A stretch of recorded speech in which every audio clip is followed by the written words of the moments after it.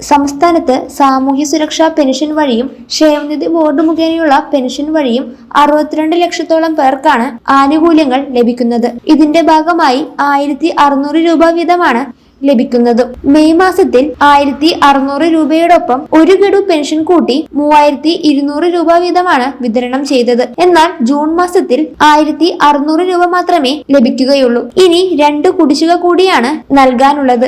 ഈ തുക ഓണത്തിന് മുമ്പായി തീർക്കുമെന്നാണ് അറിയിപ്പുകൾ. എല്ലാ കുടിശ്ശികയും പരിപൂർണമായി വിതരണം ചെയ്യുമെന്നാണ് പ്രതീക്ഷിക്കുന്നത്. കൂടാതെ ഈ പെൻഷൻ ആനുകൂല്യങ്ങൾ ലഭിക്കുന്നതിന് പ്രധാനപ്പെട്ട ഒന്നാണ് വാർഷിക മസ്റ്ററിംഗ്. വാർഷിക മസ്റ്ററിംഗ് ജൂൺ 25 മുതൽ ആരംഭിക്കുന്നതാണ്. അക്ഷയ കേന്ദ്രങ്ങൾ വഴി മാത്രമേ ഇത് നടക്കുകയുള്ളൂ. ക്ഷേമനിധി ബോർഡ് മുഖേന പെൻഷൻ ലഭിക്കുന്നവരും സാമൂഹ്യ സുരക്ഷ പെൻഷൻ ലഭിക്കുന്നവരും വാർഷിക മസ്റ്ററിംഗ് നിർബന്ധമായും ചെയ്യേണ്ട ഒന്നു തന്നെയാണ്. ഈ മസ്റ്ററിംഗ് ചെയ്താൽ മാത്രമേ ആനുകൂല്യങ്ങൾ ലഭിക്കുകയുള്ളൂ. ക്ഷേമനിധി ബോർഡ് മുഖേന പെൻഷൻ വാങ്ങുന്നവരും വാർദ്ധക്യകാല പെൻഷൻ, വിധവാ പെൻഷൻ, ഭിന്നശേഷി ആനുകൂല്യങ്ങൾ, കർഷക തൊഴിലാളി ആനുകൂല്യങ്ങൾ തുടങ്ങിയ പെൻഷൻ വാങ്ങുന്നവർ മസ്റ്ററിംഗ് നിർബന്ധമായും ചെയ്യേണ്ട ഒന്നു തന്നെയാണ്. ഇത് വാർഷിക മസ്റ്ററിംഗ് ആയതുകൊണ്ട് തന്നെ എല്ലാ ഉപഭോക്താക്കളും അക്ഷയ കേന്ദ്രങ്ങൾ വഴി ഇത് നടപ്പിലാക്കേണ്ടതാണ്. കിടപ്പ് രോഗികൾ വീട്ടിലുണ്ടെങ്കിൽ വീടുകളിൽ വന്ന് മസ്റ്ററിംഗ് ചെയ്യുന്നതുമായിരിക്കും. 2 മാസമാണ് മസ്റ്ററിംഗ് ചെയ്യാനുള്ള കാലാവധി. ജൂൺ 25 മുതൽ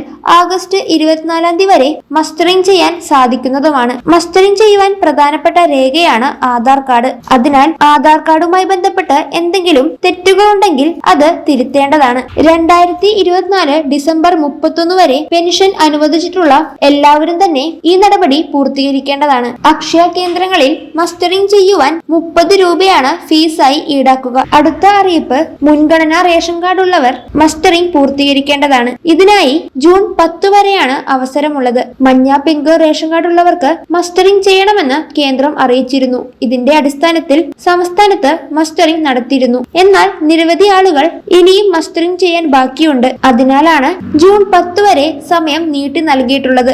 ഇനിയൊരു തീയതി ഉണ്ടാകില്ല എന്നും സർക്കാർ അറിയിച്ചിട്ടുണ്ട്. ഈ മസ്റ്ററിംഗ് ചെയ്താൽ മാത്രമേ റേഷൻ വിഹിതം ലഭിക്കുകയുള്ളൂ. അതിനാൽ ഇനിയും ചെയ്യാത്ത മുൻഗണന റേഷൻ കാർഡ് ഉള്ളവർ ജൂൺ 10 മുമ്പായി തന്നെ പൂർത്തീകരിക്കേണ്ടതാണ്. കൂടാതെ സംസ്ഥാനത്തെ വെള്ള, നീല റേഷൻ കാർഡ് ഉള്ളവർക്ക് പിങ്ക് കാർഡിലേക്ക് മാറാനായിട്ടുള്ള അവസരം ഇപ്പോൾ വന്നിട്ടുണ്ട്.